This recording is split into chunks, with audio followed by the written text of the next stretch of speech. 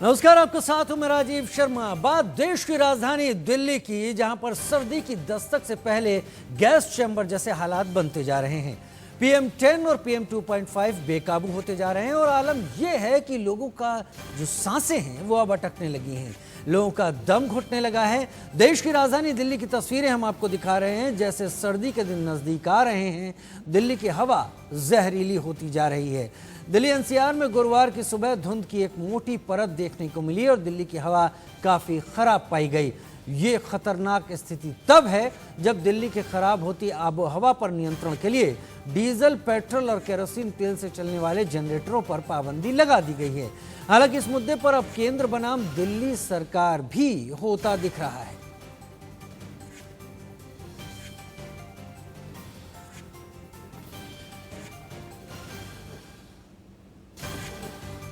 और दिल्ली की आबो हवा बुरी तरह से खराब है। हम 5 तस्वीरें आपके सामने रखने जा रहे हैं जो कि आपको इस बात का अंदाजा देंगी कि हालात क्या हैं। इनसे अंदाजा लगाइए कि कैसे दिल्ली गैस चैम्बर में तब्दील हो गई है। इंडिया गेट की स्थिति और उससे पहले सुबह सवेरे धुंध में सूरज दिखा है। अक्षरधाम पर क्या हालात हैं? अक्षरधाम का जो मंदिर साफ दिखता था वो नहीं दिख रहा है। स्मॉग के हालात बन गए हैं, मेट्रो उसमें चल रही है और लोग परेशान हैं क्योंकि लगातार लोगों को कोरोना के चलते भी जूझना पड़ रहा है। मास्क जरूरी है, न केवल कोरोना से बचने के लिए, साथ ही स्मॉग जैसे हालात से बचने के लिए भी।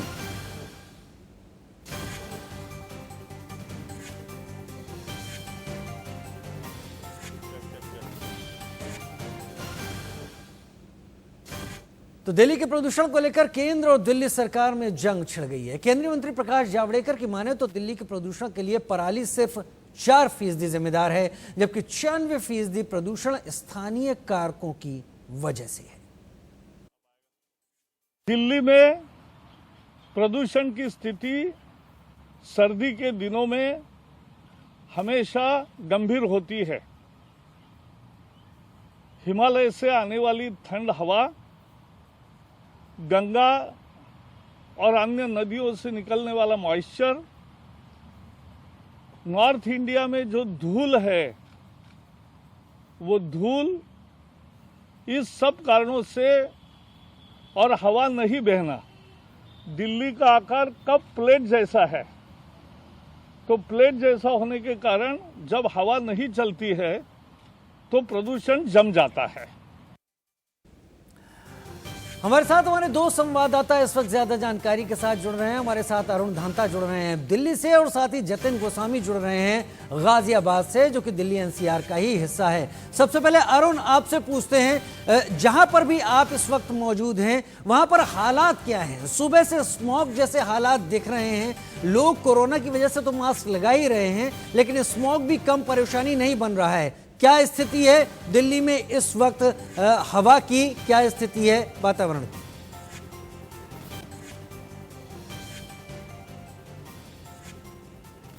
देखिए राजीव, मैं इस समय ITO पे खड़ा हूं और ITO उन 3-4 जो बहुत अहम जगहें हैं जहां पर AQI पिछले 4 ऊपर, जो कि वेरी पुअर कैटेगरी में है, उसमें एयर क्वालिटी इंडेक्स है। और अभी भी मेरे पीछे जो स्क्रीन है वो आपको ये दिखाएगी कि PM10 और PM 2.5 कितना है। और साथ ही साथ क्योंकि देखिए ये जो मशीन है ये लगातार अपडेट्स को चेंज करती रहती है, धीरे धीरे करके जो है स्क्रीन पर आप देखेंगे कि PM 2.5 जो था, हमने देखा था, वो करीब 266 दिखाया गया था, और जो PM10 इस समय है वो करीब 289 है, वो ITO पे इस समय दिखाया गया था। और साथ ही साथ ये सबसे अहम चीज़ है कि जिस तरह से आज दिल्ली के मुख्यमंत्री अरविंद केजरीवाल ने जो है ये एक इनिशिएटिव शुरू किया है, कैंपेन शुरू किया है कि रेड लाइट ऑन गाड़ी ऑफ, तो इससे भी उनका कहना है कि बड़ी संख्या में जो है वो पोल्यूशन कम होगा, क्योंकि उनका मानना है कि जो मैक्सिमम पोल्यूशन है वो जो है दिल्ली में होता है आपका जो पराली जलाई जाती है उसकी वजह से। वहीं दूसरी ओर जैसे हमने प्रकाश जावड़ेकर की बात भी सुनी, वो कह रहे हैं 4% से पोल्यूशन होता है। ये देखिए आपकी स्क्रीन पर अभी आप देखेंगे कि ITO में एग्जैक्ट इस समय जब हम बात कर रहे हैं क्या स्थिति है। PM10 आपको दिखाई दे रहा है 287, जिसका मतलब है कि ये बहुत पुअर कैटेगरी में इस समय है PM10। और इसके बाद जो आप अपनी स्क्रीन पर देखेंगे वो होगा 2.5, जो इस PM 2.5 जो इससे पहले हमने देखा था करीब 266 था।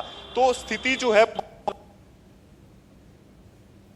फेस्टिवल सीजन आने वाले हैं, दिवाली दशहरा आने वाला है और सर्दियां सबसे अहम है जिसमें पोल्यूशन जो है वो हवा में जम जाता है और उसकी वजह से जो है वो कोरोना के साथ साथ पोल्यूशन, ये डबल वेमी, दो तरह का जो अटैक हम कह सकते हैं कि वो अटैक जो है दिल्ली वालों पर होने वाला है। अब इसके लिए हालांकि आज से graded response action plan Rajiv जो सुप्रीम कोर्ट ने मैंडेटेड है, जिसमें जो है वो एनवायरमेंट पोल्यूशन कंट्रोल बॉडी जो उसको पूरा चला रही है वो शुरू हो गया है। अब उसके बाद जो है वो कितना फर्क पड़ता है पोल्यूशन में वो देखना बहुत ज़्यादा ज़रूरी होगा। हालांकि इस तरह की जो इनिशिएटिव है, जो चीज़ें हैं वो लगातार पिछले सालों में भी होती रही हैं, लेकिन उसका कुछ फ़र्क जो है वो ग्राउंड पे दिखता हुआ नज़र नहीं आया है। तो ऐसे में इस बार जब कोरोना से भी लोग जूझ रहे हैं, साथ ही साथ अब मौसम भी सर्द होने वाला है और पोल्यूशन बढ़ने वाला है, तो कैसे आखिर जो है वो दिल्ली वालों को राहत मिलेगी, ये बड़ा सवाल है। क्योंकि हम लगातार देख रहे हैं पिछले एक हफ्ते की अगर हम बात करें, हम डेली रिपोर्ट कर रहे हैं कि AQI क्या है और क्या पोल्यूशन लेवल है, वो लगातार स्पाइक कर रहा है, लगातार बढ़ता जा रहा है। तो ऐसे में चुनौतियां बहुत ज़्यादा बढ़ने वाली है, खास तौर पे अब दिवाली और दशहरा आने वाले हैं, तो ये जो चीज़ें हैं बहुत ज़्यादा परेशान करने वाली होने वाली है दिल्ली वासियों के लिए। चलिए, सिग्नल पर रेड लाइट है, रेड लाइट हो गई है तो इसका मतलब गाड़ी ऑफ कर दें, तो दिल्ली के मुख्यमंत्री अरविंद केजरीवाल का सबसे ये कहना है। और क्या इसका असर पड़ेगा या इसकी वजह से और समस्या खड़ी होगी? मैं आपके पास आऊंगा अरुण धंता, लेकिन जतिन गोस्वामी मेरे साथ इस वक्त जुड़े हुए हैं गाजियाबाद से जहां से वो जुड़े हैं वो इलाका काफ़ी इंडस्ट्रियल एरिया कहा जाता है और आसपास काफ़ी इंडस्ट्रीज भी हैं गाजियाबाद में। जतिन, महसूस क्या कर रहे हैं आप? एक दो दिन से जब से वातावरण में थोड़ी सी ठंडक आई है, उसके बाद से स्मॉग जैसी कंडीशन दिखने लगी है, गाजियाबाद में क्या हालात हैं जतिन अभी?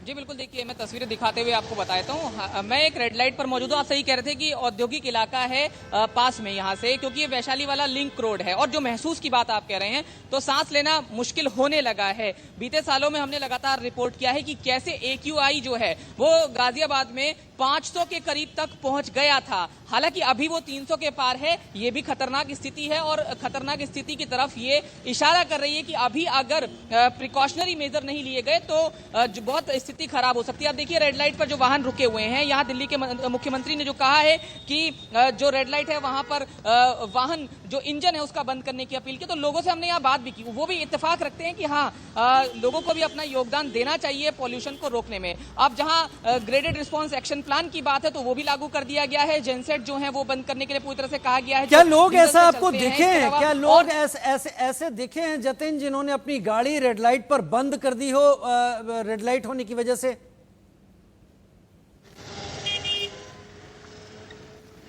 देखिए, क्योंकि जहां हमने दिल्ली के मुख्यमंत्री की बात की, उन्होंने भी कहा कि कुछ फीसदी लोग ही रेड लाइट पर अपने इंजन जो है वो बंद करते हैं। हमने भी देखा कि इक्का दुक्का लोगों ने बंद की, लेकिन जब हमने उनसे पूछा तो उनका कहना है कि हाँ, ये अपील ठीक है और इसे मानना भी चाहिए। लेकिन बहुत सारे लोग ऐसे हैं जो इस को नहीं मानते हैं और वो रेड लाइट पर जो वाहन है बंद नहीं करते हैं। हम यहाँ एक ऑटो चालक से बात करने की जरूर कोशिश करते हैं जब वाहन की बात हुई है। आप एक मिनट रुकिए, पहले आप मास्क लगाइए, अपना मुंह ढकिए। ये बताइए, जब आप रेड लाइट पर रुकते हैं तो क्या इंजन बंद करते हैं?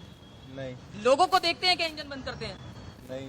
आपको क्या लगता है, पॉल्यूशन रोकने के लिए इंजन बंद करना चाहिए रेड लाइट पर? करना चाहिए।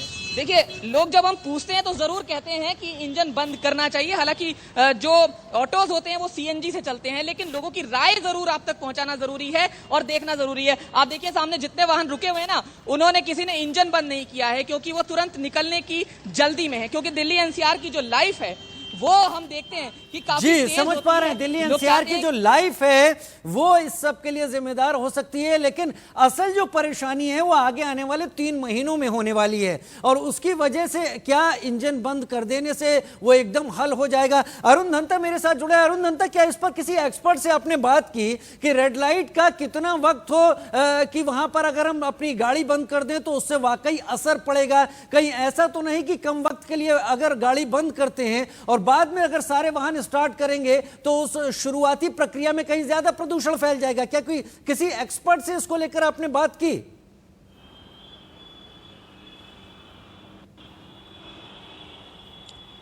देखिए किसी एक्सपर्ट से तो अभी तक हमारी इस पर बात नहीं हो पाई, लेकिन जिस तरह से अरविंद केजरीवाल ने जो राजीव एस्टिमेट दिया है, उन्होंने अपनी प्रेस कॉन्फ्रेंस में ये कहा कि करीब दिन की अगर हम बात करें तो अलग अलग इलाकों में जब दिल्ली के लोग बाहर निकलते हैं तो करीब 20 से 25 मिनट के लिए वो रेड लाइट पर उनका समय बीतता है। तो अगर 20 से 25 मिनट के लिए हम गाड़ी बंद करते हैं एक दिन में, तो उसका एक तो जो है वो उस वाहन चालक का जो है करीब 7-8 हज़ार का एस्टिमेट उन्होंने दिया कि इतना साल में उनका पैसा बचेगा, और साथ ही साथ जो है वो पोल्यूशन लेवल 10% कम होगा। अगर एक बहुत कम जो उन्होंने 10-15% लोग कहे कि अगर उतने लोग जो है वो गाड़ियां अपनी रेड लाइट्स पे बंद करते हैं तो उसका जो पोल्यूशन पे फर्क है वो बहुत ज्यादा फर्क होगा। उनके हिसाब से करीब 1 करोड़ गाड़ियां उन्होंने कही जो दिल्ली में रजिस्टर्ड हैं, और उसमें से अगर 10 लाख गाड़ियां ऐसा करती हैं 20 से 25 मिनट जो है वो रेड लाइट पे जब वो रुकते हैं दिन भर में, तो उसका जो है पोल्यूशन पे बहुत ज्यादा चलिए, मुख्यमंत्री ने ये बात कही है, उम्मीद है एक्सपर्ट से उन्होंने बात की जरूर होगी इस सबको कहने के लिए, और इसकी उम्मीद वो कर रहे हैं कि इसके चलते कहीं बहुत असर पड़ेगा। आप दोनों बने रहिए हमारे साथ। वही केजरीवाल सरकार जो कि प्रदूषण से निपटने में जुट गई है, अरविंद केजरीवाल ने red light on vehicle of नाम से एक नई मुहिम शुरू करने की घोषणा कर दी। केजरीवाल के मुताबिक बताया गया कि रेड लाइट पर गाड़ी बंद न होने पर बड़ी मात्रा में धुआं निकलता है। इसे रोकने के लिए red light on vehicle of की कैंपेन को शुरू किया गया है। कर रहे हैं रेड लाइट ऑन गाड़ी ऑफ। हम सब लोग आज एक संकल्प लेंगे कि रेड लाइट अगर मिलेगी तो रेड लाइट के ऊपर हम अपनी गाड़ी ऑफ करेंगे, रेड लाइट के ऊपर हम अपनी गाड़ी ऑन नहीं रखेंगे। जैसा मैंने बताया 1 करोड़ व्हीकल्स रजिस्टर्ड हैं। अगर 10 लाख व्हीकल्स भी सड़क के ऊपर रेड लाइट पे अपनी गाड़ी ऑफ करना शुरू कर दें तो एक्सपर्ट्स ने मुझे कैलकुलेशन करके दी है कि साल में PM10 पोल्यूशन का वो होता है ना PM10, वो 1.5 टन्स कम हो जाएगा। तो साल भर में प्रदूषण का स्तर काफी कम होगा। अरुण धंता भी हमारे साथ जुड़े हुए हैं और जतिन गोस्वामी हमारे साथ जुड़े हुए हैं। जतिन, केवल इंजन ऑफ करने से अरविंद केजरीवाल जी का कहना है कि बहुत कुछ कम हो जाएगा। खैर, ये एक उपाय हो सकता है, क्या इसके अलावा, क्योंकि हम लगातार पिछले कई सालों से हम और आप ऐसे ही कई बुलेटिन के दौरान इसी स्मोक पर, इसी पार्टिकुलेट मैटर पर बात कर चुके हैं, क्या यही उपाय काफी लग रहा है? यार जतिन, गाजियाबाद में वहां का प्रशासन कोई और भी उपाय इसके अलावा करने की कोशिश में है?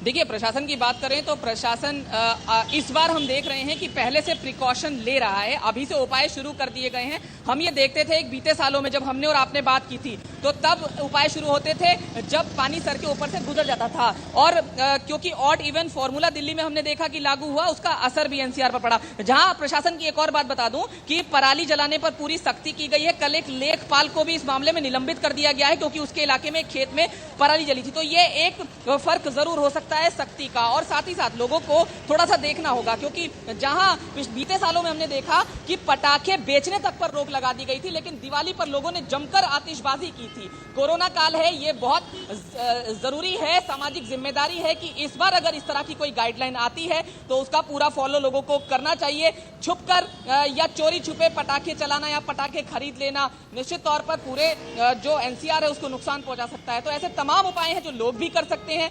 एक जो आपने कहा कि क्या गाड़ी का इंजन बंद करना एक उपाय हो सकता है, तो जाहिर है एक उपाय हो सकता है, लेकिन वो एक बहस का इशू भी हो सकता है। लोग अलग अलग राय जरूर देंगे। हालांकि ये एक अच्छी पहल है, एक अच्छी अपील है कि कुछ तो फर्क जरूर पड़ेगा, लेकिन एक्सपर्ट उसको एक्सप्लेन कर सकते हैं कि क्या होगा। लेकिन निश्चित तौर पर अभी से अगर पूरे प्रिकॉशनरी मेजर लिए जाते हैं तो दिवाली के बाद जो स्थिति, जो दम घोटू हवा जो हमने महसूस की है, नहीं हम सांस ले पाते एनसीआर में, कहीं वैसी स्थिति दोबारा उत्पन्न ना हो, इसको देखना होगा। PM10 PM 2.5 की बात लगातार एक्सपर्ट्स भी कर रहे हैं, मुख्यमंत्री अरविंद केजरीवाल भी यहां पर कर रहे हैं। अरुण धंता, क्या इसके अलावा या केवल एक यही मुहिम फिलहाल दिल्ली सरकार के नजरों में है, दिल्ली सरकार की आंखों में है? और वहीं प्रकाश जावड़ेकर कहते हैं कि जो पराली का एकदम असर है वो 4% है, यानी 96% और सारे फैक्टर्स हैं, और वो फैक्टर्स जो हैं वो कहीं ज्यादा एड ऑन करते हैं, एडप्ट करते हैं इस समस्या को बढ़ाने में। उन फैक्टर्स को लेकर क्या कोई बात हो रही है केंद्र के स्तर पर या राज्य के स्तर पर?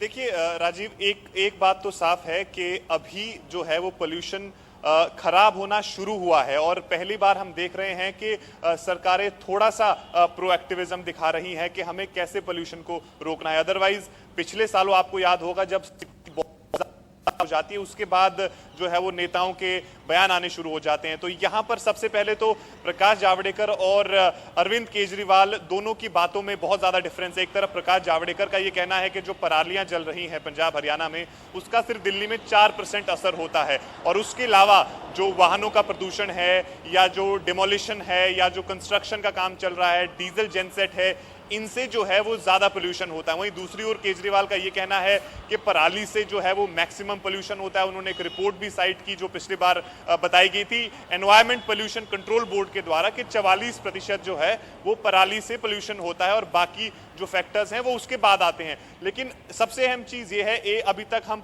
जो है वो पराली का सोल्यूशन नहीं निकाल पाए हैं, जो एक सालों से चलती आ रही समस्या है। दूसरी चीज ये है कि जो पोल्यूशन है, जिस तरह से अरविंद केजरीवाल और दिल्ली सरकार ये कोशिश कर रहे हैं कि लोग ज्यादा से ज्यादा अपनी गाड़ियों का इस्तेमाल ना करें, उसके लिए ऑड इवन भी लाया गया और इस बार भी कोशिश ये है कि ज्यादा बसेस चलाई जाएं या मेट्रो की जो फ्रीक्वेंसी है उसको बढ़ाया जाए ताकि अपनी पर्सनल गाड़ियां लेके लोग कम आए। उसके बाद जो है वो खासतौर पे जो सफाई होती है सड़कों की, आपके आसपास आपने देखा होगा उसमें इतना ज्यादा पोल्यूशन होता है, ऐसा लगता नहीं है कि जमीन जरूर साफ हो रही होती है लेकिन जो पोल्यूशन है, जो मिट्टी है वो जो है वो हवा में जा रही होती है। और सर्दियों में सबसे ज्यादा नुकसान ये होता है कि जो मिट्टी और जो पोल्यूशन है वो हवा में जम जाती है। गर्मियों और बरसात की तरह नहीं है कि वो धीरे धीरे करके जो हवा के साथ आगे चली जाए, वो जम जाती है, तो वो सबसे बड़ी समस्या। उसके अलावा जो कंस्ट्रक्शन, जो फैक्ट्रियां और जो डीजल जेनसेट, ये तमाम जो चीजें हैं दिल्ली एनसीआर में, इसका भी असर पड़ता है। लेकिन ऐसे में अब चुनौती ये है कि जो दिल्ली वासी हैं वो हर साल इस समस्या से जूझते हैं और सरकारों को मालूम है कि ऐसा होना है, फिर भी जो है ग्रेडेड रिस्पॉन्स एक्शन प्लान आज से शुरू हुआ है। अरुण, आपने एक बेहतर बात कही। अरुण, आपने एक बेहतर यहां पर बात कही कि जो भी गाड़ियां हैं 1 करोड़ अगर रजिस्टर्ड है दिल्ली में, तो नोएडा की अलग संख्या होगी, गुड़गांव की अलग संख्या होगी, सोनीपत की अलग संख्या होगी, फरीदाबाद अलग संख्या होगी। दिल्ली एनसीआर के इलाके में अगर ये गाड़ियां चलनी कम हो, कार पूल शुरू हो जाए, पब्लिक ट्रांसपोर्ट ज्यादा हो जाए, तो वो एक फैक्टर कम किया जा सकता है और उसको बैलेंस किया जा सकता है। बहुत शुक्रिया अरुण धंता हमारे साथ जुड़ने के लिए। जतिन गोस्वामी, तमारों के बीच बयानबाजी के बीच दिल्ली में प्रदूषण कम करने की कोशिशें भी जारी हैं। ज्यादा जानकारी दे रहे हैं इंडियन न्यूज संवाददाता पुलकित नागर। का स्तर लगातार खराब होता जा रहा है। PM 2.5 कुछ इलाकों में 300 के आसपास दर्ज किया गया है और ये संकेत है कि लगातार हवा की जो क्वालिटी है वो खराब हो रही है। और अक्टूबर और नवंबर में ये हर साल देखा गया है कि हवा की क्वालिटी खराब हुई है, पॉल्यूशन बढ़ा है और इस साल भी ये देखा जा रहा है। कोरोना में ये चुनौती दुगनी हो जाती है। आपको तस्वीरें दिखा देता हूँ कि किस तरीके से धुंध सी आज स्मॉग छाया रहा और परेशानी बहुत ज़्यादा अब दिल्ली एनसीआर के सामने है। इसीलिए दिल्ली सरकार लगातार कदम उठा रही है। ग्रैब दिल्ली के अंदर लागू कर दिया गया है, यानी कि अब दिल्ली में कहीं भी कूड़ा जलाने पर रोक रहेगी। कूड़ा जलाते हुए अगर किसी को पाया गया तो उस पर पेनल्टी लगेगी। इसके अलावा सड़कों की सफाई मशीनों द्वारा कराई जाएगी, यानी कि जो मशीनें हैं वो सड़कों से जो धूल है उसे हटाने का काम करेंगी, चाहे वो छोटे इलाके हों या बड़े। और इस तरीके से मशीनों को के जरिए पूरी दिल्ली में सफाई अभियान चलाया जाएगा।